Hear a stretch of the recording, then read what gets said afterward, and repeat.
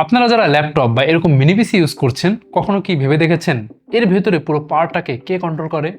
কোন পার্টে কত ভোল্ট যাবে, কখন পাওয়ার যাবে, কখন পাওয়ার অফ হবে, আবার পাওয়ার কোথা থেকে নেবে, ব্যাটারি নাকি চার্জার থেকে? এই পুরো পাওয়ারের হিসাব রাখে বা কন্ট্রোল করে একটা ছোট্ট কিন্তু ভেরি ইম্পর্টেন্ট মাইক্রোচিপ পিএমআইসি, বা যাকে বলা হয় পাওয়ার ম্যানেজমেন্ট আইসি। আচ্ছা, এটাকে মাইক্রোচিপ কেন বলা হয়? কারণ এটা সাধারণত সিলিকন দিয়ে বানানো হয় আর ভেতরে মিলিয়ন মিলিয়ন ট্রানজিস্টর থাকে। এটা আসলে অন অফ সুইচের মতো কাজ করে। আপনার বাসায় ইলেকট্রিসিটি আসে 220 ভোল্ট, কিন্তু লাইট, ফ্যান, টিভি, ফ্রিজ সব তো সেম ভোল্টে চলে না। এখন এই ডিস্ট্রিবিউশনের কাজটা করে বাসার মেইন ডিস্ট্রিবিউশন বোর্ড। ঠিক এই কাজটাই ল্যাপটপে বা মিনি পিসিতে করে পিএমআইসি। তো পিএমআইসি হলো ল্যাপটপের পাওয়ার ডিস্ট্রিবিউশন ম্যানেজার। এটা ঠিক করে কোথায় কত ভোল্ট যাবে, কখন যাবে আর কখন অফ হবে।